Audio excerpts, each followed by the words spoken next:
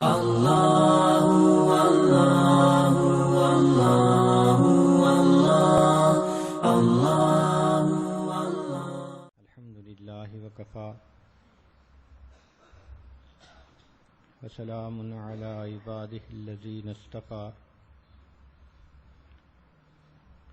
أما بعد أعوذ بالله من الشيطان الرجيم بسم الله الرحمن الرحيم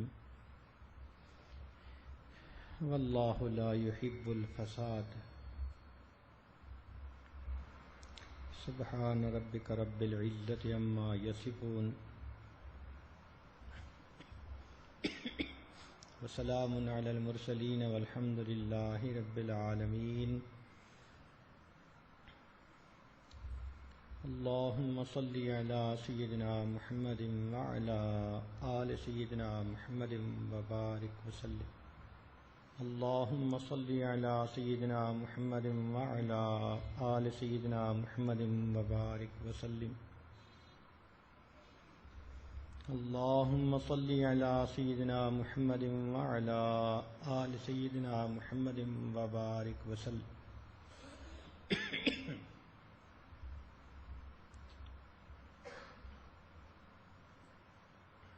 آپس کے لڑائی جھگڑوں میں جھگڑے کی ایک نوعیت گھریلو ہوتی ہے کہ گھر کے اندر جو لوگ رہ رہے ہیں وہ آپس میں لڑائی جھگڑا کر لیں، جیسے آپس میں بہن بھائی کا جھگڑا یا اولاد والدین کے درمیان جھگڑا.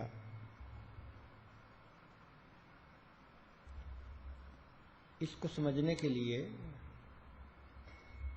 شرعی طور پر جو گھر کا سیٹ اپ ہے اس کو سمجھنے کی ضرورت ہے. اللہ رب العزت نے انسان کو ایسے اعضاء دیے جو ایک دوسرے کی ضد ہیں. اپنی صفات کے اعتبار سے یہ اعضاء ایک دوسرے کی ضد ہیں. اس لیے کہتے ہیں کہ انسان ضدین کا مجموعہ ہے. جیسے آنکھ دیکھ سکتی ہے باقی پورا جسم نہیں دیکھ سکتا، یہ ایک دوسرے کی ضد ہوئے. زبان بول سکتی ہے باقی پورا جسم نہیں بول سکتا، ایک دوسرے کی ضد ہوئے. کان سن سکتے ہیں باقی پورا جسم نہیں سن سکتا، یہ ایک دوسرے کی ضد ہوئے. تو معلوم ہوا کہ انسانی جسم ایسے اعضاء سے مل کر بنا ہے جو اپنی صفات کے اعتبار سے ایک دوسرے کے مخالف، ایک دوسرے کے ضد ہیں. لیکن اللہ رب العزت نے اس جسم کے اندر ایک نعمت کو اتارا جس کو روح کہتے ہیں. لہذا روح کی موجودگی میں سب اعضاء ایک بن کر کام کرتے ہیں. ان کا آپس میں جوڑ بھی ہوتا ہے، ایک دوسرے کے ساتھ ان کی کوآرڈینیشن ہوتی ہے. چنانچہ ایک آدمی کے اگر سر میں درد ہو تو آنکھوں میں سے آنسو آئیں گے. آنکھ کبھی یہ تو نہیں کہے گی نا کہ یہ میرا پرابلم نہیں، یہ تو سر کا پرابلم ہے. کیونکہ سب اعضاء ایک بنے ہوئے ہیں، لہذا ایک کی خوشی سب کی خوشی، ایک کا غم سب کا غم. اگر سر میں درد ہے تو آنکھوں سے آنسو آئیں گے، زبان سے آوازیں نکلیں گی، پاؤں چل کر ڈاکٹر کے پاس جائیں گے کہ آپ اس کی کوئی دوا دے دیجئے.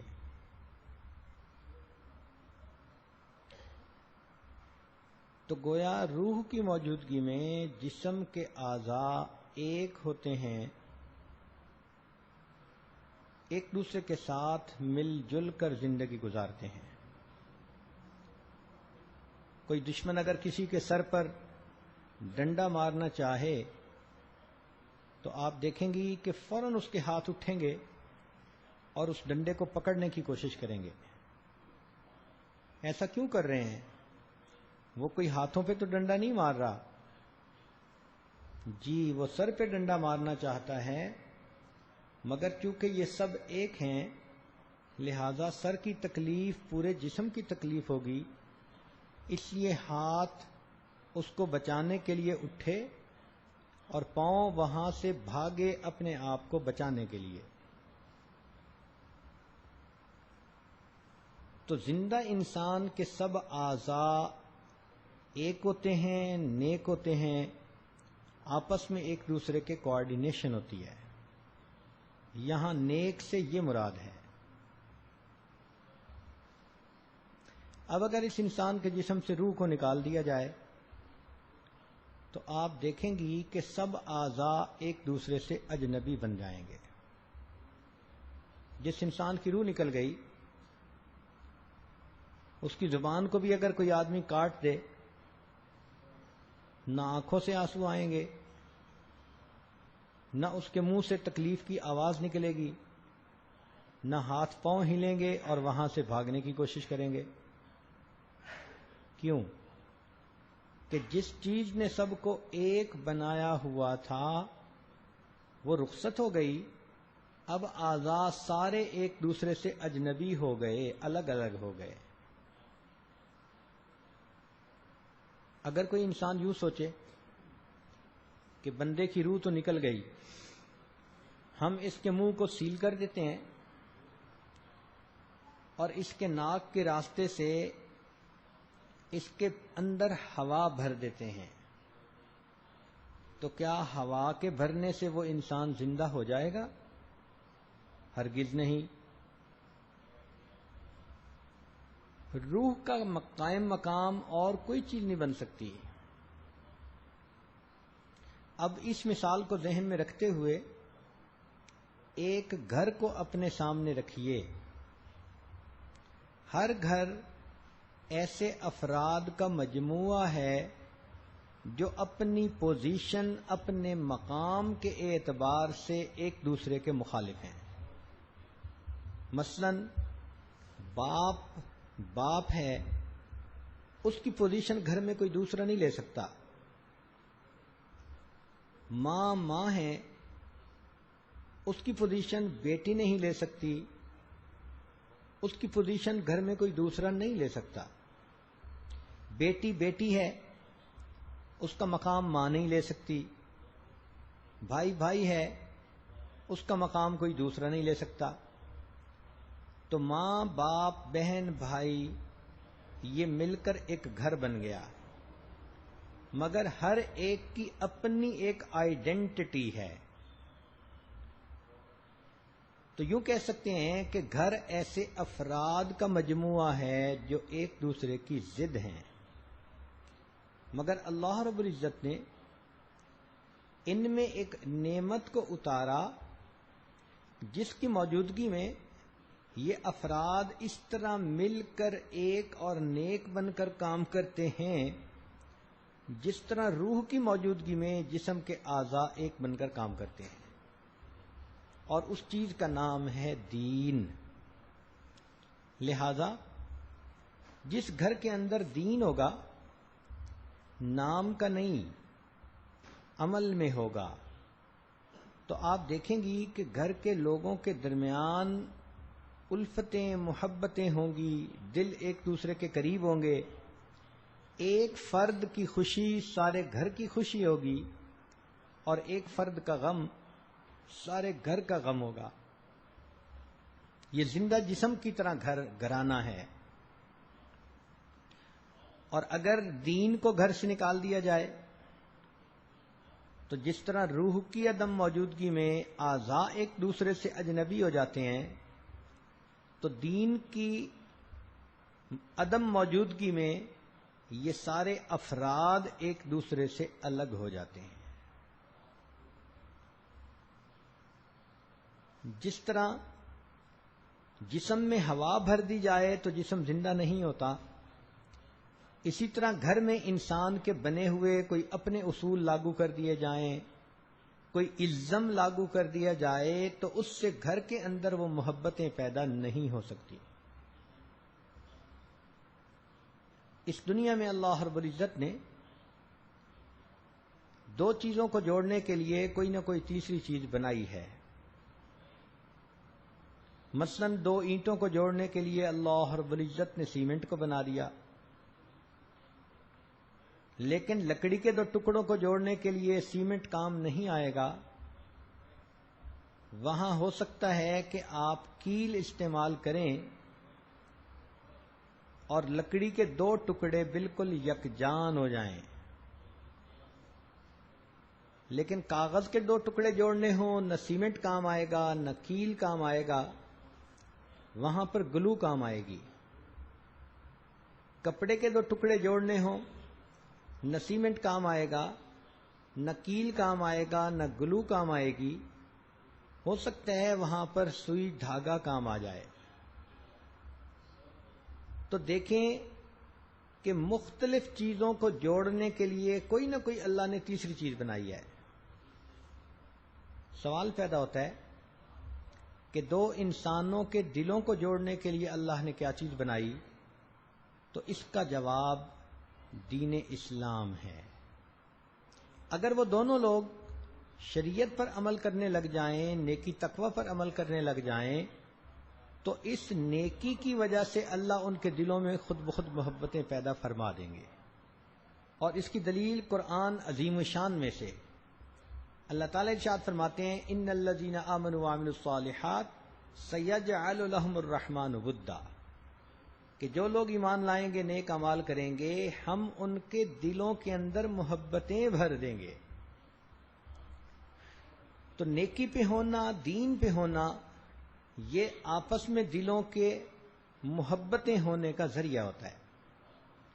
اس لیے جو میاں بیوی دیندار ہوں ان کے درمیان مثالی محبتیں ہوتی ہیں، جو ماں باپ اور اولاد سب کے سب دیندار ہوں ان کے درمیان آپس میں مثالی تعلق ہوتا ہے۔ اس لیے گھر کے اندر محبتوں کو پھیلانے کے لیے، خوشیوں بھری زندگی گزارنے کے لیے سب افراد کو دین پر زندگی گزارنی چاہیے۔ بیٹی بھی دیندار، بیٹا بھی دیندار، ماں باپ بھی دیندار، تو دین پر عمل کی برکت سے اللہ تعالیٰ دلوں کے اندر محبتیں بھر دیتے ہیں۔ کفر کے ماحول میں ماں باپ اور اولاد کے درمیان وہ محبت ہرگز نہیں ہوتی جو دیندار گھرانوں کے اندر ہوتی ہے۔ تاہم انسان ہے، غفلت کا شکار ہو جاتا ہے۔ ہم دیکھتے ہیں کہ ہمارے گھروں میں اگرچہ ماں باپ اور اولاد کے درمیان بہت محبتیں ہوتی ہیں، لیکن کہیں کہیں ہمیں جھگڑے بھی نظر آتے ہیں۔ اب ان جھگڑوں کی نوعیت دو قسم کی ہوتی ہے، ایک بہن بھائی کے درمیان لڑائی جھگڑا، اور دوسرا ماں باپ اور اولاد کے درمیان لڑائی جھگڑا۔ تو آئیے بہن بھائی یا دو بھائی دو بہنوں کے درمیان لڑائی جھگڑوں کے اوپر کچھ تھوڑی دیر غور کر لیں۔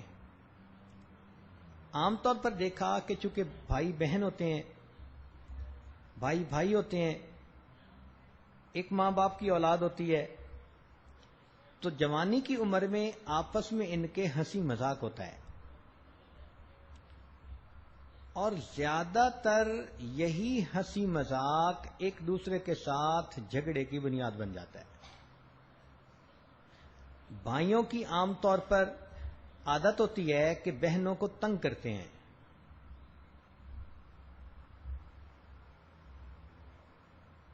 مذاق کرتے ہیں، اس نے کوئی کام کیا، ٹونٹ کر دی، الٹا جواب دے دیا،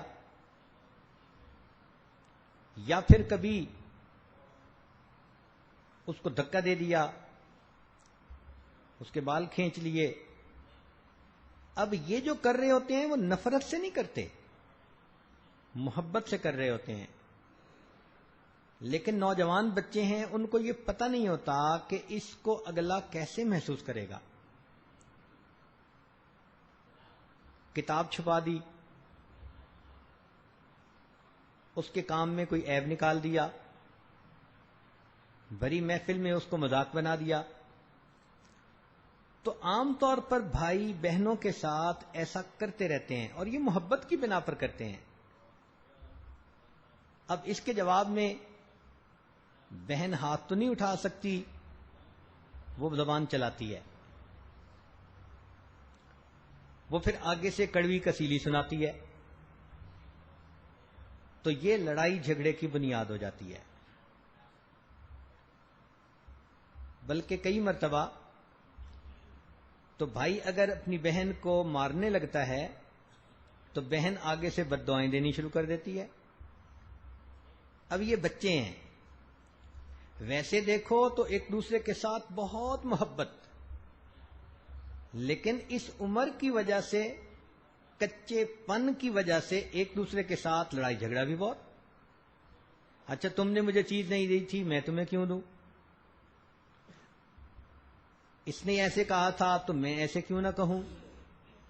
بس اس قسم کی چھوٹی چھوٹی باتیں ہوتی ہیں جس پر آپس میں ایک دوسرے کے ساتھ کھٹک پیدا ہوتی رہتی ہے۔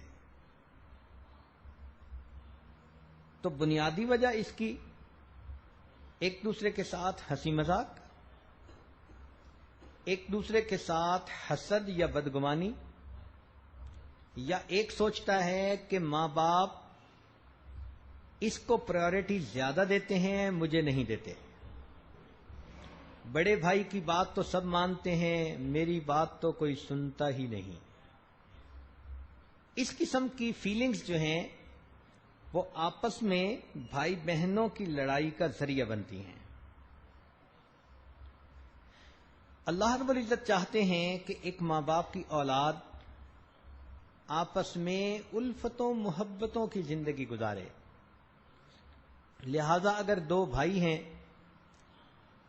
تو ان کو سمجھنا چاہیے کہ ہمارے درمیان ایک خون کا رشتہ بھی ہے اور دوسرا دین کا رشتہ بھی ہے۔ خون کے رشتے سے مراد کہ ماں باپ چاہیں گے دونوں ہمارے بیٹے ہیں، یہ آپس میں محبت پیار سے رہیں، اور دین کے رشتے سے مراد کہ اللہ تعالیٰ چاہتے ہیں دونوں میرے بندے ہیں، آپس میں محبت پیار سے رہیں۔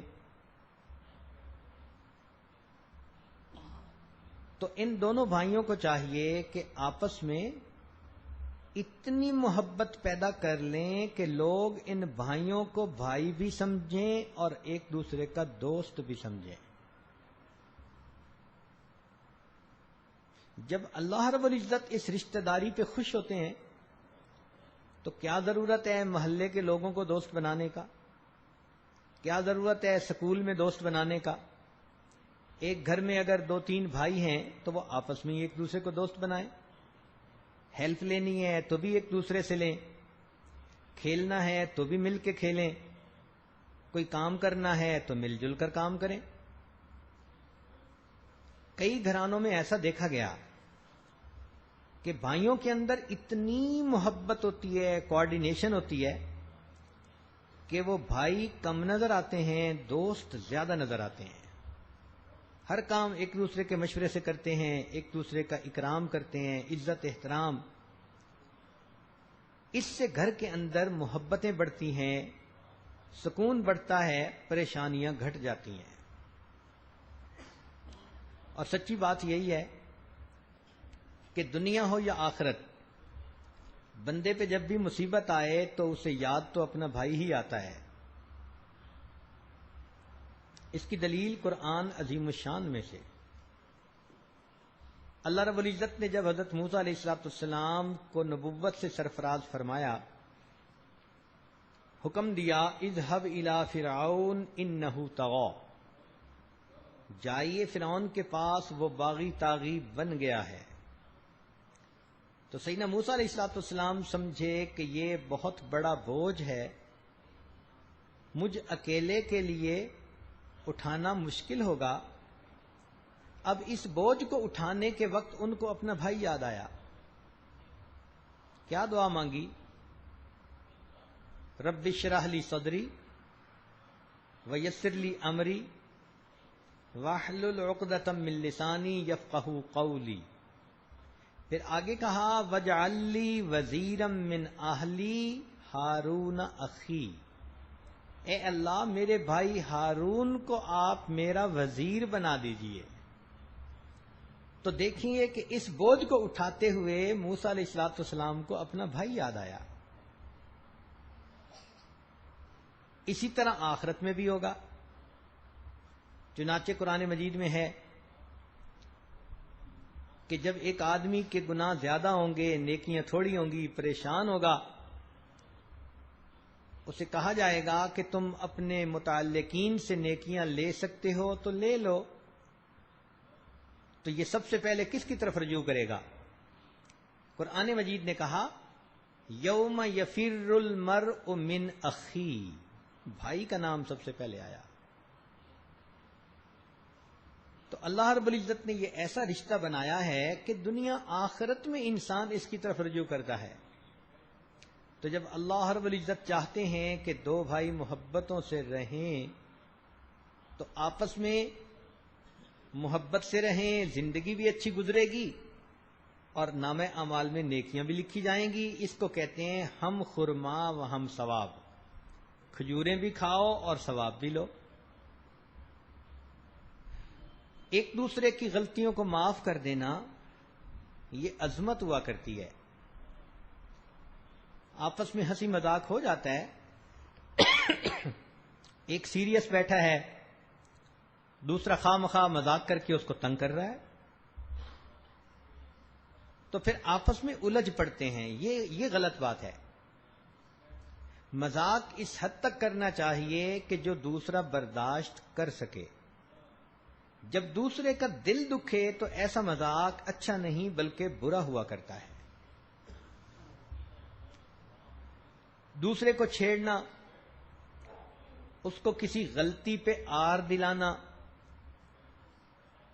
فرض کرو کہ اس کو امتحان میں اچھے نمبر نہیں ملے، اب اس کا ریکارڈ لگانا، اس سے پھر دوسرے بندے کا دل دکھتا ہے. ہمارے بزرگوں نے ایک اصول بتایا، فرمایا کہ اگر اپنی عزت کرانا چاہتے ہو تو تم دوسروں کی عزت کرو. یہ نہیں ہو سکتا کہ ایک تو مذاق ہی اڑاتا رہے اور دوسرا اس کی عزت کرتا رہے. تالی دو ہاتھوں سے بجتی ہے. ایک دوسرے کے ساتھ اکرام کا معاملہ کرے کہ وہ چھوٹا ہے لہذا بڑے کا اکرام کرتا ہے. بڑا چھوٹے کے ساتھ شفقت رکھے کہ میرا بھائی ہے مجھ سے چھوٹا ہے. جب ایک طرف سے شفقت ہوگی دوسری طرف سے عزت ہوگی تو آپس میں الفتیں محبتیں بڑھ جائیں گی. تو بھلائی اور خیر خواہی کا رویہ اپنانے سے دلوں میں احترام پیدا ہوتا ہے. یہ جو آپس میں تعلق جوڑنا ہے اس کو شریعت نے صلہ رحمی کہا. صلہ رحمی کا مطلب کہ جن رشتے ناتوں کو شریعت نے کہا کہ قریبی ہیں ان کو مضبوط رکھا جائے، آپس میں میل جول، لین دین، پیار محبت، یہ تعلق نبھایا جائے، اس کو صلہ رحمی کہتے ہیں. اور ایک دوسرے کے ساتھ بولنا چھوڑ دینا، انٹریکٹ کرنا چھوڑ دینا، اس کو قطع رحمی، قطع تعلقی کہتے ہیں. تو اللہ تعالیٰ کو قطع تعلقی ناپسند ہے اور محبت پیار سے آپس میں رہنا، صلہ رحمی یہ پسند ہے.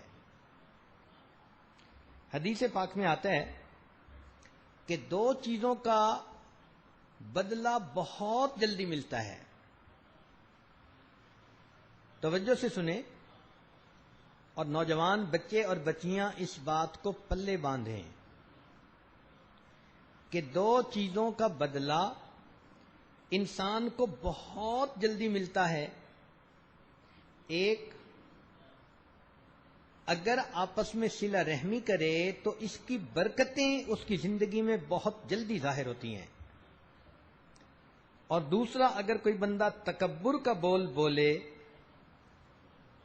تو تکبر کا بول بولنے کی وجہ سے، ظلم کرنے کی وجہ سے اس کا عذاب انسان کو بہت جلدی آنکھوں سے دیکھنا نصیب ہو جاتا ہے۔ تو صلہ رحمی کا ثواب جلدی ملتا ہے، ظلم کا عذاب جلدی ملتا ہے۔ پھر سنیے، صلہ رحمی کا ثواب جلدی ملتا ہے اور ظلم کا عذاب جلدی ملتا ہے۔ یہ دونوں کام ایسے ہیں، لہذا ہمیں چاہیے کہ ہم آپس میں صلہ رحمی کے ساتھ رہیں۔ ایک حدیث مبارکہ میں نبی علیہ الصلوۃ والسلام نے ارشاد فرمایا کہ صلہ رحمی پر اللہ تعالی بندے کو 3 انعام عطا کرتے ہیں۔ صلہ رحمی پر، صلہ رحمی سے کیا مراد؟ کہ بہن بھائی آپس میں اگر محبت پیار سے رہیں، کوآرڈینیشن کے ساتھ رہیں، تو صلہ رحمی کے 3 انعام۔ پہلا انعام، اللہ تعالیٰ بندے کی عمر کو طویل کر دیتے ہیں، لمبی عمر عطا کرتے ہیں۔ دوسرا انعام، اللہ رب العزت اس بندہ کے رزق کشادہ فرما دیتے ہیں، کھلا رزق عطا فرما دیتے ہیں۔ صلہ رحمی کرنے والے کو کبھی بھی رزق کی تنگی میں اللہ نہیں ڈالتے، کھلا رزق دنیا میں عطا فرما دیتے ہیں۔ اور تیسرا انعام کہ صلہ رحمی کرنے والے کو اللہ تعالیٰ بری موت سے محفوظ فرما دیتے ہیں۔ تو موت بھی کلمے پہ نصیب ہو گئی، مال میں بھی برکت ہو گئی، عمر میں بھی برکت ہو گئی، تو بتائیے کہ اس کے علاوہ بندہ اور کیا چاہتا ہے؟ اکثر ہمارے جو مسائل ہیں، یا صحت سے متعلق، یا کاروبار سے متعلق، یا دین سے متعلق، تو تینوں مسائل کا حل صلہ رحمی میں۔ جب عمر طویل ہوگی تو اس کا مطلب یہ کہ صحت اچھی ہوگی، جب رزق کشادہ ہوگا اس کا مطلب کہ قرضوں مرضوں سے جان چھوٹ جائے گی، غیر کے سامنے ہاتھ نہیں پھیلانا پڑے گا، اللہ تعالیٰ لینے والے کی جگہ بندے کو دینے والا بنائیں گے۔ اور بری موت سے حفاظت سے مراد یہ کہ اللہ رب العزت بندے کو دین والی زندگی عطا فرمائیں گے، تاکہ اس کی زندگی بھی محمود اور پھر اس کی موت بھی محمود ہو سکے۔ ان 3 انعامات کو سامنے رکھیں تو جی چاہتا ہے کہ بہن بھائی آپس میں مثالی محبت کی زندگی گزاریں، گھر میں بچوں کو یہ حدیث پاک سنائیں اور اس کے فائدے ان کو کھول کھول کر بتائیں کہ دیکھو تم آپس میں جھگڑتے ہو، ایک دوسرے کے ساتھ روٹھتے ہو، بول چال بند کر دیتے ہو، مار کٹائی کا معاملہ کرتے ہو۔ اللہ رب العزت چاہتے ہیں کہ محبت و پیار سے رہو، تو دیکھو کتنے بڑے بڑے انعام ملیں گے کہ نبی علیہ السلام نے فرمایا کہ بندے کی عمر طویل کر دی جاتی ہے، رزق کھلا کر دیا جاتا ہے، اور بری موت سے بندے کی حفاظت کر دی جاتی ہے۔ ایک اور حدیث پاک ہے، طبرانی شریف کی روایت ہے، نبی علیہ الصلوۃ والسلام نے ارشاد فرمایا کہ جو بندہ چاہے میرا حساب آسان ہو اور میں جلدی سے جنت میں داخل ہو جاؤں، جو شخص چاہے کہ قیامت کے دن میرا حساب آسان ہو اور میں جلدی سے جنت میں داخل ہو جاؤں، تو فرمایا کہ اس کو چاہیے کہ جو اس سے توڑے یہ اس سے جوڑے، یعنی جو اس سے دور ہونا چاہے بھائی بہن یہ اس کو قریب کرے، کوئی روٹھ جائے یہ اس کو منا لے، کوئی پریشان ہو تو یہ اس کی پریشانی کو ختم کرنے میں مدد کرے، تاکہ دل ایک دوسرے کے ساتھ اور نتھی ہو جائیں۔ فرمایا جو تجھ سے توڑے تو اجھ سے جوڑ۔ یہ نہیں ہے کہ جیسے ہم کہتے ہیں ہمارے ساتھ کوئی اچھا رہے گا تو ہم اچھا رہیں گے، اگر برا ہوگا تو ہم بھی برے بنیں گے، یہ تو تجارت ہوئی۔ نبی علیہ السلام نے فرمایا جو تجھ سے توڑے تو اس سے جوڑ، یعنی جو تجھ سے دور ہونا چاہے تو اس کو اپنی محبت پیار سے قریب کر لے۔ دوسرا فرمایا کہ جو تجھ پر ظلم کرے تو اللہ کے لیے اس کو معاف کر دے۔ لہذا بھائی بہنوں میں آپس میں اگر کسی نے مذاق کر دیا، زیادتی کر دی، دوسرے کا دل دکھا دیا، گو ایسا نہیں کرنا چاہیے تھا، مگر معاف کرنے والے کو چاہیے کہ جلدی معاف کر دے تاکہ اللہ کی رحمتوں سے اس کو حصہ نصیب ہو۔ اور تیسرا فرمایا کہ جو تجھے محروم کرے تو اس کو عطا کر دے۔ بہن بھائیوں میں یہ بھی مسئلہ ہوتا ہے، یہ چیز لایا تھا اس نے مجھے نہیں دی تھی تو میں اس کو کیوں دوں؟ فلاں موقع پہ دیکھیں اس نے کھلونا میں نے کھیلنے کے لیے مانگا تھا، کمپیوٹر کہا تھا کہ میں استعمال کرتا ہوں، اس نے مجھے نہیں دیا تھا، تو فرمایا کہ جو تجھے محروم کرے تو اس کو عطا کرے۔ یہ دین اسلام کتنا پیارا ہے، شریعت کے اندر کیا حسن ہے کہ زندگی گزارنے کے اتنے بہترین اصول بتا دیے گئے۔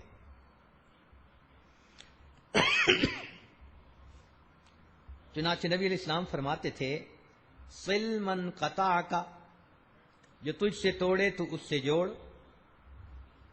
واعف عمن ظلمک، جو تجھ پر ظلم کرے تو اسے معاف کر دے، واحسن من اساء الیک، جو تیرے ساتھ برائی کرے تو اس کے ساتھ اچھائی کا معاملہ کر۔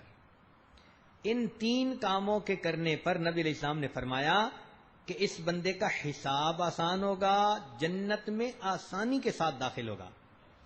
اب پہلی حدیث اور دوسری حدیث کو ملا کر اگر دیکھیں تو معلوم یہ ہوا کہ جو بندہ صلہ رحمی کرے گا اللہ رب العزت دنیا میں اس کو لمبی عمر دیں گے، دنیا میں اس کو فراخ رزق عطا کریں گے، اور موت اللہ تعالیٰ اس کو ایمان پر عطا کریں گے، اور چوتھی بات کہ قیامت کی رسوائی سے بچائیں گے اور آسانی سے اس کو جنت میں داخل فرما دیں گے۔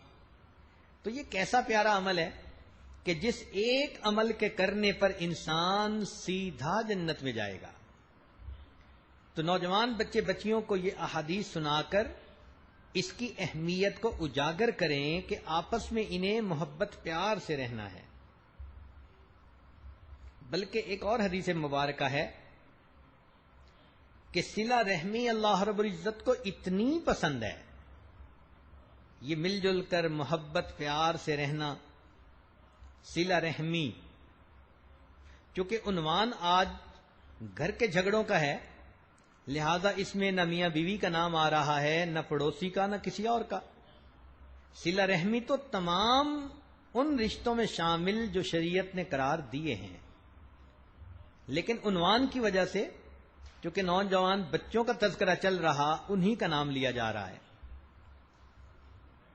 تو فرمایا کہ صلہ رحمی اللہ رب العزت کو اتنی پسند ہے کہ گھر کے لوگ اگر گناہگار بھی ہوں گے، صلہ رحمی کرنے کی وجہ سے اللہ ان کو مال اور اولاد کی کثرت عطا فرما دیں گے۔ اللہ اکبر کبیرہ، کہ اگر کسی گھر کے لوگ گناہگار بھی ہیں، اس لیے آپ دیکھیں گی کہ کتنے لوگ ہوتے ہیں ظاہر میں نماز کا اہتمام نہیں، رسم و رواج کی زندگی، لیکن مال بھی خوب ہوتا ہے، اولاد بھی خوب ہوتی ہے۔ وجہ کیا؟ کہ آپس میں وہ محبت و پیار سے رہ رہے ہوتے ہیں۔ اس عمل کی وجہ سے اللہ رب العزت ان کو مال میں بھی کثرت دے دیتا ہے، اولاد میں بھی کثرت دے دیتا ہے۔ تو سوچئے اگر گناہگار بندوں کو بھی اللہ تعالیٰ یہ نعمتیں دے دیتا ہے تو جو نیکوکار بن کر زندگی گزاریں گے اور صلہ رحمی کریں گے پھر اللہ رب العزت کی کتنی برکتیں ان کو نصیب ہوں گی۔ دوسرا زاویہ ماں باپ اور اولاد کے درمیان۔ عام طور پر دیکھا کہ ماں باپ اولاد کی تربیت چاہتے ہیں، ان کو روک ٹوک کرتے ہیں۔ نوجوان بچوں کو روک ٹوک بری لگتی ہے۔ ماں نے کہہ دیا بیٹی تم نے فلاں کے گھر نہیں جانا، حکمت ہوگی کوئی اس میں؟ اب بیٹی کو غصہ چڑھ گیا، امی تو پابندیاں ہی لگاتی رہتی ہے، باجی کو جانے دیتی ہے، مجھے کیوں نہیں جانے دیتی؟ ماں نے کہا کہ بیٹی تم دوپٹے کا خیال نہیں رکھتی، کیا مصیبت ہے، امی گھر میں بھی آرام سے نہیں رہنے دیتی۔ تو بجائے اس کے کہ بچی یوں کہے کہ ہاں امی یہ اچھی عادت ہے مجھے اپنانی ہے، اس کو پابندیاں نظر آتی ہیں۔ جب نفس کے اندر انانیت ہوتی ہے تو اصلاح کی ہر بات بندے کو بری لگتی ہے۔ میں اسے سمجھوں ہوں دشمن جو مجھے سمجھائے ہے، جو سمجھائے وہی دشمن نظر آتا ہے۔ فون اٹھایا، ماں نے کہہ دیا بیٹی جب میں بھی ہوں تیرے بھائی بھی ہیں تو گھر میں دوسرے لوگ فون اٹھا لیں گے، آپ کیوں اٹھاتی ہو؟ اس پہ جھگڑا۔ ماں نے کہہ دیا کہ دسترخوان پہ بیٹھے ہوئے کہ فلاں چیز کم ہے لے کے آؤ، ہر وقت مجھے ہی کام کہا جاتا ہے، مجھے سکون سے امی کھانا بھی نہیں کھانے دیتی۔ تو نوجوانوں کی تھنکنگ بھی عجیب ہوتی ہے۔ تو کئی مرتبہ تو روک ٹوک پہ ان کو دکھ ہوتا ہے، حالانکہ ماں باپ ان کے محسن ہوتے ہیں، وہ ان کو اچھی باتوں پہ روک ٹوک کر رہے ہوتے ہیں، مگر یہ اس بات کو سمجھ نہیں رہے ہوتے۔ لہذا روک ٹوک سے دل کا تنگ ہونا یہ انتہائی بری بات ہے۔ روک ٹوک کو اپنے لیے بہتر سمجھیے۔ نوجوان بچے یہ سمجھیں کہ شکر ہے ہمارے قریب کوئی ایسا ہے کہ جو ہمیں غلطی ہونے سے پہلے اس سے بچا لیتا ہے۔ ہر بندے کو تجربات کرنے کی ضرورت نہیں، زندگی کے نفع نقصان کے تجربے ہر کسی کو کرنے پڑیں تو مصیبتوں میں سے گزرنا پڑ جائے، ذلتیں اٹھانی پڑ جائیں، پریشانیاں سر پہ آ جائیں، ہر ایک کو نفع نقصان کے تجربے کرنے کی ضرورت نہیں۔ ماں باپ نے دھوپ پہ بال سفید نہیں کیے ہوتے، جو زندگی کے وہ تجربے کر چکے، اولاد کو چاہیے کہ بس ان سے فائدہ اٹھائے، ماں باپ کی بات کا لحاظ رکھے۔ اس لیے ماں باپ کی بات کو دھیان سے سننا اچھی عادت ہے، اور ان کی بات کو درمیان میں کاٹ دینا یہ انتہائی بری بات ہے۔ نوجوان بچوں کو یہ بھی دیکھا کہ ان کا دل چاہتا ہے کہ مجھے ہر مشورے میں شامل کیا جائے، کیونکہ ٹین ایجر ہو جاتے ہیں تو وہ سمجھتے ہیں کہ جی گھر کے مشورے میں میری بات ہی نہیں سنتے، مجھ سے کوئی پوچھتا ہی نہیں، یا چھوٹا کہتا ہے جی بڑے بھائی سے تو پوچھ لیتے ہیں مجھ سے کوئی پوچھتا ہی نہیں۔ یہ عمر ہی ایسی ہے کہ اس عمر میں بندہ چاہتا ہے کہ یا تو میری بات مانی جائے، اگر مان لو تو بچے کے اندر احساس برتری آ جائے گا، وہ یہ سمجھے گا کہ بس میری ہی بات مانی جاتی ہے، میں سپیریئر ہوں دوسروں سے، اور اگر نہ مانی جائے تو اس میں احساس کمتری آ جاتا ہے، ڈپریشن کا شکار۔ تو دونوں باتیں عجیب، اس میں تحمل مزاجی کام آتی ہے کہ ماں باپ عقل مندی کے ساتھ بچے کو ڈیل کریں، نہ اس میں احساس برتری پیدا ہونے دیں، نہ اس میں احساس کمتری پیدا ہونے دیں، کیونکہ عمر ایسی ہے کہ فوراً غصہ آتا ہے، اور نوجوان بچوں کو جب غصہ آتا ہے تو لگتا ہے کہ کہیں سے کوئی سیلاب آ گیا ہے، اسی وقت ایک دوسرے سے جدا ہونے کی باتیں کرتے ہیں، گھر سے نکل جانے کی بات کرتے ہیں، بس مرنے مارنے پہ تل جاتے ہیں، ان کا غصہ ان کے کنٹرول میں نہیں ہوتا۔ اب ان نوجوان بچوں سے یہ پوچھا جائے کہ آپ کو کس نے پال پوس کر بڑا کیا، تو جواب ملے گا ماں باپ نے۔ بھائی ماں باپ کے ساتھ بڑے بہن بھائیوں کا بھی تو حصہ ہے، انہوں نے بھی تو ماں باپ کا ساتھ دیا، چھوٹے ہوتے ہیں تو بڑی بہن ماں کی طرح اس کا خیال رکھتی ہے، رشتہ دار جو قریبی ہوتے ہیں وہ مورل سپورٹ دیتے ہیں، خالہ پھپھو اور اس قسم کے جو رشتے ہوتے ہیں ان کی مورل سپورٹ ہوتی ہے، تو بچے خود بخود پل کے جوان نہیں ہو جاتے، ان کے بڑے اور جوان ہونے میں قریب کے لوگوں کا حصہ ہوتا ہے۔ تو جب چھوٹے تھے، ہر کام میں محتاج تھے، تب آخر کسی نے تمہارا خیال رکھا نا؟ تمہاری ماں راتوں کو جاگتی تھی، اس نے بچپن میں ولادت کے بعد سلیپ لیس نائٹس گزاری کہ 2 سال تک بچے عام طور پہ راتوں کو جاگتے ہیں، روتے ہیں، ماں تھکی ہوئی بھی ہو تو اس کو بچے کی خاطر جاگنا پڑتا ہے۔ اور جو چھوٹے بچے ہیں ان کی تو ہم نے عجیب عادت دیکھی، اللہ کے فضل سے پورے دن وہ سوتے ہیں، اور جب رات ماں باپ کے سونے کا وقت ہوتا ہے اس وقت وہ جاگتے ہیں۔ اور میں اپنے دوستوں کو اکثر یہی کہتا ہوں کہ بچوں کی برکت ہے کہ آپ کو بھی تہجد پڑھنی نصیب ہو جاتی ہے۔ تو ماں باپ نے بھی تو آخر جاگ کے راتیں گزاری نا زندگی کی، پہلے بچے کو کھلایا بعد میں ماں نے کھایا، پہلے بچے کو پلایا بعد میں بچے نے پیا، بعد میں ماں نے پیا، پہلے بچے کو سلایا اور بعد میں ماں جا کر سوئی۔ قربانی تھی نا اس کی، تو آخر اس قربانی کا کوئی ریٹرن ہونا چاہیے۔ کیا اتنا بھی اس ماں کا حق نہیں کہ وہ نوجوان بچے کو کوئی بات سمجھائے تو یہ اس کی بات کو تسلی سے سن لے؟ آج کل کے نوجوان تو بس ماں کو اللہ میاں کی گائے سمجھتے ہیں، لحاظ ہی نہیں کرتے۔ آئیے دیکھیے شریعت نے کیا کہا۔ قرآن عظیم الشان میں اللہ رب العزت ارشاد فرماتے ہیں وَبِالْوَالِدَيْنِ إِحْسَانًا، کہ تم ماں باپ کے ساتھ حسن سلوک کا معاملہ کرو،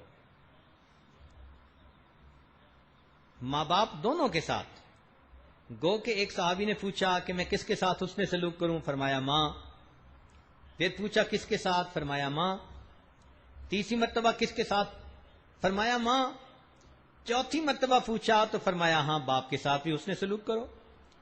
تو اس حدیث پاک سے یہ مطلب نکلا کہ باپ کے ساتھ بھی حسن سلوک کرنا ہے، مگر ماں کا اس سے بھی زیادہ خیال رکھنا ہے، اس لیے کہ ماں نے تکلیف زیادہ اٹھائی ہوتی ہے۔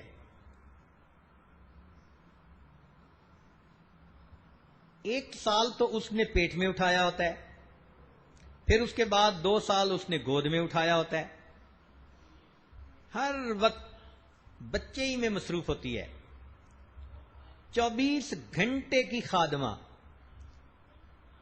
کوئی ڈیوٹی تھوڑا ہوتی ہے کہ 8 گھنٹے میں بچے کو اٹینڈ کروں گی اور پھر میں بری، نہیں، ماں باپ تو 24 گھنٹے اس کے لیے ہیں۔ بلکہ پہلے وقتوں میں جب آج کل کے ڈائپر نہیں ہوتے تھے اور بچے رات کو سوئے ہوئے سردی کے موسم میں اپنے بستر پر پیشاب کر دیتے تھے، تو ہم نے ایسی مثالیں بھی سنی کہ ماں بچے کو خشک بستر پر لٹا دیتی تھی اور گیلے بستر پر خود لیٹ جاتی تھی۔ اللہ اکبر کبیرہ۔ ہمارے قریبی رشتہ داروں میں ایک بچی نے نیت کر لی کہ اللہ نے مجھے بیٹا دیا ہے، میں اس کو ہمیشہ باوضو دودھ پلاؤں گی۔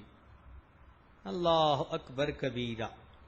ہم نے جو اس بچی کو دیکھا، اتنا مجاہدہ، حیران رہ گئے، اس لیے کہ مدر فیڈنگ خود کرتی ہے، اور اس نے کہا کہ میں نے نیت کی ہوئی ہے کہ باوضو پلاؤں گی۔ اب ہر وقت تو وضو نہیں رہتا، چلو دن میں تو گزارا ہو جاتا ہے، سردی کی راتوں میں بچے کو دودھ پلایا اور پلا کے وہ بیچاری لیٹی، اور 5 منٹ اس کی آنکھ لگی کہ بچہ پھر رونے لگا۔ اب گرم بستر میں سے اٹھ کے وہ جائے اور باتھ روم میں وضو کر کے پھر آ کے پلا رہی ہے، پھر بچے کو فیڈ دی، اور ابھی آدھا گھنٹہ بچہ نہیں سویا تھا کہ پھر رونا شروع کر دیا۔ اللہ کی شان، بچی کو پھر وضو کے لیے جانا پڑا۔ ایک رات میں وہ بچی 15 دفعہ جا کر وضو کر کے آتی۔ سوچیں وہ بچی رات کو کیا سوتی ہوگی۔ سفر میں بچہ رو رہا ہے اور بچی کا اس وقت وضو نہیں، اب جی کہیں وضو کی جگہ تلاش کرو۔ اب بچی کے لیے سفر میں وضو کی جگہ کتنا مشکل کام۔ کس جتن سے اس نے اپنے اس بیٹے کو دودھ پلایا، یہی سوچ سوچ کے مجھے حیرت ہوتی ہے، اور دل کہتا ہے کہ واقعی اللہ رب العزت نے جو ماں کا یہ مقام بتایا، یہ اس ماں کا حق بنتا ہے۔ اسی لیے حدیث پاک میں آتا ہے کہ اللہ رب العزت شب قدر کے اندر بڑے بڑے گناہ گاروں کی مغفرت فرما دیتے ہیں. جو ماں باپ کا نافرمان ہوتا ہے شب قدر میں بھی اللہ اس کی مغفرت نہیں فرمایا کرتے. نبی علیہ الصلوۃ والسلام کی خدمت میں ایک صحابی آئے اور کہنے لگے اے اللہ کے نبی مجھ سے بڑا گناہ سرزد ہو گیا. نبی علیہ السلام نے فرمایا جاؤ اپنی ماں سے دعا کروا لو. اس نے کہا اے اللہ کے نبی میری ماں تو فوت ہو چکی. فرمایا جاؤ تمہاری خالہ ہے کہ جی وہ زندہ ہے. فرمایا جاؤ خالہ سے دعا کروا لو اللہ تمہارے بڑے گناہ کو بخش دیں گے. سوچئے جب کبیرہ گناہوں کو اللہ ماں کے ہاتھ اٹھنے پر معاف فرما دیتے ہیں تو اللہ کے ہاں ماں کا کیا مقام ہوگا.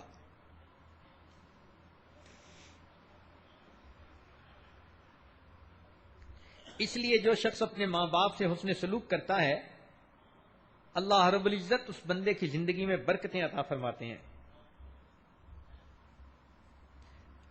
حدیث پاک کا مفہوم سنیں اور دل کے کانوں سے سنیں کہ جو شخص اپنے ماں باپ کے ساتھ حسن سلوک کا معاملہ کرتا ہے اس کی آنے والی اولاد کل اس کے ساتھ حسن سلوک کا معاملہ کرے گی. یہ ہے عدل کا بدلہ. جیسی کرنی ویسی بھرنی. جو نوجوان بچے بچیاں آج اپنے ماں باپ کی خدمت کریں گی کل جب ان کی شادیاں ہوں گی اور خود ماں باپ بنیں گے اللہ ان کو بھی فرما بردار اولاد عطا فرمائیں گے. کیا مزے کی بات ہے. تو اس لیے نوجوان بچے بچیوں کو چاہیے کہ خدمت کر کے ماں باپ کو راضی کریں تاکہ ان کی اولاد ان کو راضی کرے اور اس کے ذریعے سے اللہ رب العزت بھی ان سے راضی ہو جائیں. اس لیے شریعت نے کہا کہ ماں باپ اگر فوت ہو جائیں تو بندے کو چاہیے کہ جو ماں باپ کے تعلق والے تھے انسان ان کے ساتھ حسن سلوک کا معاملہ کرے. مثلا ایک بندہ کہتا ہے میں اپنی ماں کی خدمت نہ کر سکا فوت ہو گئی تو بھائی اب آپ اپنی خالہوں کی خدمت کرو. جی خالہ بھی کوئی نہیں تو بھائی ماں جن سے تعلق رکھتی تھی جن کو وہ اپنے قریب سمجھتی تھی اگر ان کا اکرام کرو گے تو تمہیں اپنی والدہ کا اکرام کرنے کا ثواب دیا جائے گا. یہ عمل اللہ رب العزت کو اتنا پسند ہے کہ انسان کو دنیا کی مصیبتوں سے بھی بچاتا ہے. چنانچہ بخاری شریف کی روایت ہے کہ بنی اسرائیل کے 3 بندے سفر پر نکلے بارش ہو گئی تو اس سے بچنے کے لیے وہ غار کے اندر چلے گئے. بارش کی وجہ سے ایک بڑی چٹان جو تھی وہ گری اور غار کے منہ کے اوپر آ گئی. اتنی وزنی تھی کہ تینوں نے مل کر زور لگایا مگر وہ ہلتی نہیں تھی. اب کوئی وہاں تھا ہی نہیں جو ان کی مدد کرے. تینوں زور لگا لگا کے جب تھک گئے عاجز آ گئے تو اب ان کو موت آنکھوں کے سامنے نظر آنے لگ گئی کہ غار کا منہ بند ہے ہم بھوکے پیاسے ایڑیاں رگڑ کر یہیں مر جائیں گے.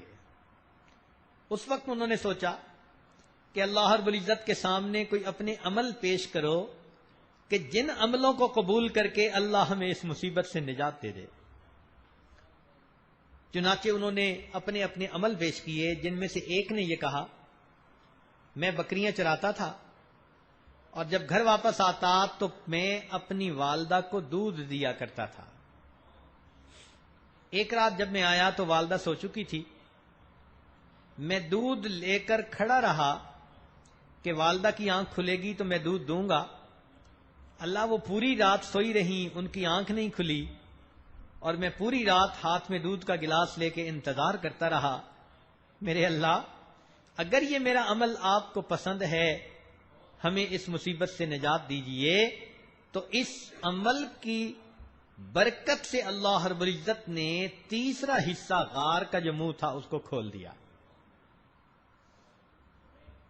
پھر دوسرے نے اپنا عمل پیش کیا کہ ایک کزن تھی، میرا اس کے ساتھ نفسانی شیطانی شہوانی تعلق تھا، میں نے کسی ہیلے بہانے سے اس کو زنا پر آمادہ کر لیا۔ جب میں زنا کرنے لگا تو اس وقت اس نے مجھے کہا کہ تم اللہ کی مہر کو کیوں توڑتے ہو؟ جو چیز شریعت میں تمہارے لیے حرام ہے تم اس کا ارتکاب کیوں کرتے ہو؟ اس کی بات میرے دل پر ایسی بیٹھ گئی کہ موقع کے باوجود میں نے اس کو بھیج دیا اور اس گناہ کا ارتکاب نہیں کیا۔ اس عمل کو اللہ قبول کر لے، چنانچہ اس عمل کی وجہ سے اللہ رب العزت نے 1/3 اور جو ہے غار کا منہ کھول دیا۔ پھر تیسرے نے اپنا عمل پیش کیا کہ میں نے بکریاں پالی، میرا ایک پارٹنر تھا، کچھ عرصے کے بعد چلا گیا، میں نے اس کے مال کو اسی طرح بڑھاتا رہا۔ کئی سالوں کے بعد جب وہ آیا اور اس نے مانگا تو میں نے اس کا پورا مال اسے دے دیا، جو حیران ہو گیا وہ، اے اللہ میں نے آپ کے لیے یہ کیا، اگر عمل پسند ہے تو ہمیں نجات دیجیے۔ تو وہ چٹان منہ سے ہٹ گئی اور اللہ رب العزت نے تینوں کو اس مصیبت سے نجات عطا کر دی۔ اب یہاں یہ بات سوچنے کی ہے کہ ماں باپ کے ساتھ حسن سلوک بھی ان اعمال میں سے ہے کہ جن اعمال کا واسطہ دیا جائے اللہ بندے کو دنیا کی مصیبتوں سے بھی بچا دیتے ہیں۔ اس لیے نوجوان بچوں کو چاہیے کہ وہ بھی اپنے ماں باپ کی خدمت کریں، ان کی دعائیں لیں، اور ماں باپ کو بھی چاہیے کہ وہ اولاد کے ساتھ پلنگ اور چارپائی والا معاملہ نہ کریں کہ ادھر سے اٹھا کے ادھر رکھ دی، ذرا سی بات پہ ڈانٹ پلا دی۔ وہ بھی ان کو انسان سمجھیں، ان کی بات کو سنیں اور ان کو سمجھانے کی کوشش کریں۔ زبردستی اپنی رائے بچوں پہ ٹھونسنے کی بجائے ان بچوں کو سمجھانا چاہیے، نفع نقصان بتانا چاہیے، تاکہ بچے اپنی خوشی کے ساتھ ایک کام کو کر رہے ہوں۔ تو ماں باپ کو بھی اس کا خیال کرنا چاہیے اور اولاد کو بھی خیال کرنا چاہیے۔ اب اگر بالفرض ماں باپ خیال نہیں کر پاتے تو کیا نوجوانوں کو بھی پھر خیال نہیں رکھنا چاہیے؟ نہیں، شریعت کہتی ہے کہ ماں باپ نے اگر خیال نہ بھی رکھا تمہیں اجر تب ملے گا جب تم پھر بھی ان کی خدمت کرو گے۔ حیرت کی بات ہے کہ شریعت کہتی ہے کہ ماں باپ اگر کافر ہیں اور مشرک ہیں وَصَاحِبْهُمَا فِي الدُّنْيَا مَعْرُوفًا، تم اس دنیا میں ان کے ساتھ پھر بھی اچھائی کا معاملہ کر لو۔ تو کافر اور مشرک ماں باپ کے ساتھ اگر اچھائی کا حکم، تو جو ایمان والے ماں باپ ہیں جنہوں نے بچے کو چھوٹی عمر میں کلمے کی نعمت دے دی، ان کے ساتھ اچھائی کرنا اللہ کو کتنا پیارا ہوگا۔ لہذا اگر بہن بھائی آپس میں محبت و پیار سے رہیں، اولاد ماں باپ کے ساتھ محبت و پیار سے رہے، ان کی خدمت کرے، تو گھر پھر ایک جنت کا نمونہ بن جاتا ہے۔ اللہ تعالیٰ اس گھر میں عزتیں بھی دیتے ہیں، صحت دیتے ہیں، رزق میں برکتیں، اولاد میں برکتیں، موت بھی آتی ہے تو ایمان پر، اور آخرت میں بھی حساب آسان اور جنت میں جانا آسان۔ تو اس عمل پر دیکھیے اللہ رب العزت کی کتنی رحمتیں ہوتی ہیں۔ ہمارے قریب کے ایک دیہات میں ایک واقعہ پیش آیا جو سنا کر یہ عاجز اپنی بات کو مکمل کرتا ہے۔ امید ہے کہ نوجوان بچے اور بچیاں اس بات کو دل کے کانوں سے سنیں گے۔ دیہاتی علاقے میں بوڑھے ماں باپ تھے، اللہ نے بڑھاپے میں ان کو اولاد عطا کر دی۔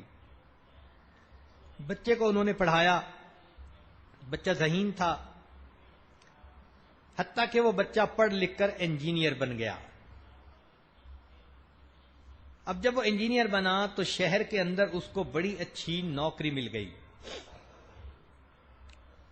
کوٹھی مل گئی، کار مل گئی۔ اس نے ماں باپ کو کہا کہ جی آئیں میرے ساتھ شہر میں رہیں۔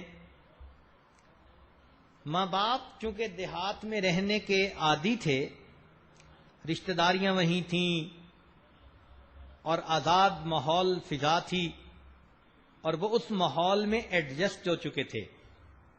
وہ کچھ دن تو شہر میں رہے، کوئی بیمار ہے تو دیہات میں جاؤ، کسی کی خوشی تو جاؤ، غمی تو جاؤ، تو ماں باپ نے کہا کہ بیٹے ہم سے بار بار کے یہ سفر نہیں ہوتے، ہمیں آپ وہیں دیہات میں رہنے دو، ساری برادری وہیں ہے، ہم ان کی خوشی غمی میں بھی شریک ہوتے رہیں گے، آپ نے اگر رہنا ہے تو آپ شہر میں رہ لو، آتے رہنا، ہم سے ملتے رہنا۔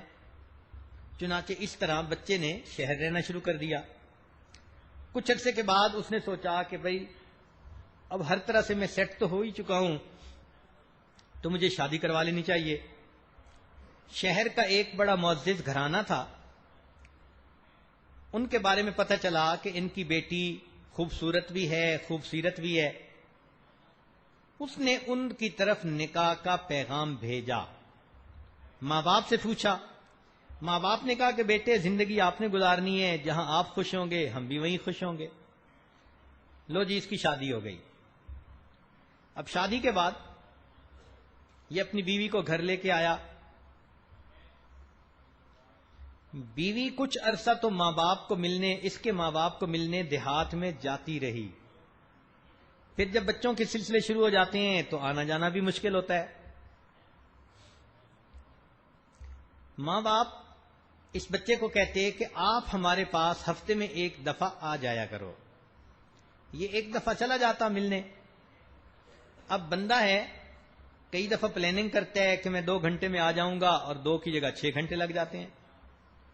تو جب اس طرح ذرا دیر ہونی شروع ہوئی تو بیوی کو بھی برا لگا، وہ بھی پھر بولنا شروع ہو گئی، جیسے عورتوں کی ایک لینگویج ہوتی ہے، بس آپ تو جب چلے جاتے ہیں تو پچھلے تو آپ کے لیے نظر میں مر ہی جاتے ہیں، پیچھے تو کوئی ہوتا ہی نہیں، بس آپ جایا کریں تو وہیں ماں کے پاس بیٹھ جایا کریں، وہیں رہا کریں، یہاں آنے کی کیا ضرورت ہے۔ اب یہ نوجوان بچہ شریف النفس تھا، سمجھاتا اپنی بیوی کو، وہ بھی امیر گھرانے کی تھی، اور آگے سے بات کو بڑھا دیتی تھی، خواہ مخواہ کے آرگومنٹس آپس میں ہو جاتے، اور یہ ہر ہفتے کا مسئلہ۔ 1 دن 2 دن 2-4 سال گزرے تو اب جو ہے بیوی جو تھی وہ ماں باپ کے پاس جانے سے الرجک ہو گئی۔ جب یہ جانے لگتا تو وہ ہنگامہ کر دیتی، یہ پریشان کہ وہاں نہ جاؤں تو ماں باپ ناراض، اور اگر جاؤں تو یہاں بیوی ناراض۔ سوچتا تھا کہ میں کیسے اس مصیبت سے جان چھڑاؤں۔ اتنے میں اس کو سعودی عرب سے ایک جاب آفر آ گئی، بہت اٹریکٹیو پیکج تھا، فرنج بینیفٹس تھے۔ اس نے ماں باپ کو جا کر بتایا کہ مجھے تو سعودی عرب میں نوکری مل رہی ہے۔ ماں باپ بڑے خوش ہوئے، بیٹے ہمارا اللہ حافظ ہے، تم پاس دیس میں جاؤ گے، اللہ کا گھر دیکھو گے، اور بیٹے ہمارے لیے یہی خوشی کافی ہے۔ ماں باپ نے اجازت دے دی، یہ بیوی بچوں کو لے کر مکہ مکرمہ آ گیا۔ وہاں آنے کے بعد اس زمانے میں ٹیلی فون تو زیادہ ہوتے نہیں تھے، بس جو حج اور عمرے پہ لوگ آتے تھے انہی کے ذریعے پیغام رسانی ہوتی تھی یا کوئی چیز ایک دوسرے کو پہنچا دی جاتی تھی۔ چنانچہ یہ بچہ شروع میں ان کے لیے خرچہ بھی بھیجتا رہا، اور کبھی کبھی صحت خوشی کے پیغام بھی بھیجتا رہا، لیکن 13 سال یہ وہیں پر رہا اور اپنے والدین کی طرف واپس نہ آ سکا۔ نیک تھا، ہر سال حج کرتا تھا۔ ایک مرتبہ حج کے دوسرے تیسرے دن یہ مطاف میں کھڑا ہے، بیت اللہ کے سامنے زارو قطار رو رہا ہے۔ کسی اللہ والے نے دیکھا، پوچھا نوجوان کیا ہوا؟ کہتے ہیں کہ مجھے 13 سال ہو گئے ہیں، ہر دفعہ میں حج کرتا ہوں، لیکن حج کے 2-3 دن کے بعد میں خواب دیکھتا ہوں کہ کوئی کہنے والا کہتا ہے تیرا حج قبول نہیں، اور میں پریشان ہوں کہ پتہ نہیں کون سی مجھ سے ایسی غلطی ہوتی ہے کہ میرا حج اللہ کی بارگاہ میں قبول ہی نہیں۔ وہ اللہ والے تھے، بندے کی نبض پہچانتے تھے، انہوں نے 2-4 باتوں میں گیس کر لیا، فگر آؤٹ کر لیا کہ اس بچے نے 13 سال ماں باپ کو شکل ہی نہیں دکھائی، ان کے پاس گیا ہی نہیں، تو بوڑھے ماں باپ صاف ظاہر ہے کہ اس پر خفا ہوں گے۔ انہوں نے بات سمجھائی کہ بیٹے جاؤ، ماں باپ زندہ ہیں، ان کی خیر خبر لو، پھر واپس آنا۔ خیر یہ بچہ آیا اور اس نے آ کر فوراً اپنی ٹکٹ بک کروا لی. بیوی نے کچھ آئیں بائیں شائیں کرنے کی کوشش کی، مگر یہ نوجوان سیریس تھا، اس نے بھی اس کو شیر کی آنکھیں دکھائیں. جب بیوی نے دیکھا کہ یہ بہت سیریس نظر آتا ہے تو چپکے سے ڈر کے مارے بھیگی بلی بن کے بیٹھ گئی. خیر اس نے تیاری کی، یہ واپس اپنے ملک آیا. اب جب اپنے گاؤں کے قریب پہنچا تو اس نوجوان کو یہ بھی پتہ نہیں تھا کہ میرے ماں باپ اس وقت زندہ بھی ہیں یا نہیں ہیں. اب یہ سوچ رہا ہے کہ پتہ نہیں میرے ماں باپ کس حال میں ہیں. 13 سال گئے ہوئے ہو گئے تھے. اس کو ایک 9-10 سال کا لڑکا ملا گاؤں کا. اس نے اس سے پوچھا کہ وہ فلاں بوڑھے میاں بڑے میاں کا کیا حال ہے. اس نے بتایا جی وہ بڑے میاں تو 6 مہینے ہوئے فوت ہو گئے، البتہ وہ بوڑھی عورت ابھی زندہ ہے، گھر میں ہے اور بڑی بیمار ہے، اور میں نے سنا کہ ان کا ایک بیٹا ہے جو کوئی سعودی عرب گیا ہوا ہے. پتہ نہیں وہ کیسا نامعقول بیٹا ہے جو اپنی ماں باپ کی خبر ہی نہیں لیتا. اس بچے کو کیا پتا تھا کہ وہ اسی نوجوان سے بات کر رہا ہے. بچہ تو بات کر کے چلا گیا، لیکن اس نوجوان کے دلوں کے تار کو چھیڑ گیا. اب اس کو احساس ہوا، اوہو والد دنیا سے چلے گئے، میں نے آخری وقت میں ان کی شکل ہی نہ دیکھی. اب تو امی مجھ سے ناراض ہوگی، اور امی تو میرا چہرہ ہی نہیں دیکھے گی، امی تو مجھے گھر سے ہی نکال دے گی، بات ہی نہیں کرے گی میرے ساتھ. اب یہ سوچ رہا ہے کہ میں امی کو کیسے مناؤں گا. مغموم دل ہے، گھر کی طرف جا رہا ہے. بالآخر اس نے جب گھر کے دروازے پر پہنچ کر دیکھا تو دروازہ کھلا تھا، کواڑ ملے ہوئے تھے. اس نے آہستہ سے دروازہ کھولا، اندر داخل ہوا. کیا دیکھتا ہے کہ صحن میں چارپائی کے اوپر اس کی بوڑھی بیمار والدہ لیٹی ہوئی ہیں. ہڈیوں کا ڈھانچہ تھیں، وہ چارپائی کے ساتھ لگی ہوئی تھیں. اس کو خیال آیا کہ کہیں امی سو نہ رہی ہو، تو میں پہلے آہستہ آہستہ چلتے ہوئے قریب جاتا ہوں. چونکہ اس کی والدہ جو تھی اس کے بارے میں اس کو پتا تھا کہ اس کی بینائی چلی گئی، اس کی آنکھوں پہ موتیا آ گیا، بڑھاپے میں جو آ جاتا ہے عام طور پر. تو یہ اس کو پتا تھا کہ میری والدہ کی بینائی کام نہیں کرتی. آہستہ آہستہ چلتے چلتے قریب ہوا، دبے پاؤں. جب بالکل قریب پہنچا کہ بھئی امی سوئی ہوئی ہے یا جاگ رہی ہے، تو یہ حیران ہوا کہ اس کی والدہ اس وقت ہاتھ اٹھے ہوئے تھے اور کچھ لفظ کہہ رہی تھی، گویا اللہ تعالیٰ سے دعا مانگ رہی تھی. اب بیٹا یہ سوچتا ہے کہ ماں بات نہیں کرے گی، مجھے گھر سے نکال دے گی، میری شکل نہیں دیکھے گی. اور ادھر ماں کا دل دیکھو کہ اس بڑھاپے میں اور بیماری میں چارپائی پر لیٹی ہوئی ہے اور وہ دعا مانگ رہی ہے. تو بچے نے جب قریب ہو کر سنا تو ماں یہ الفاظ کہہ رہی تھی، اللہ میرا خامد دنیا سے چلا گیا، میرا ایک ہی بیٹا ہے جو میرا محرم ہے، اللہ اسے بخیریت واپس پہنچا دینا، تاکہ اگر میری موت آئے تو مجھے قبر میں اتارنے والا کوئی میرا محرم موجود ہو.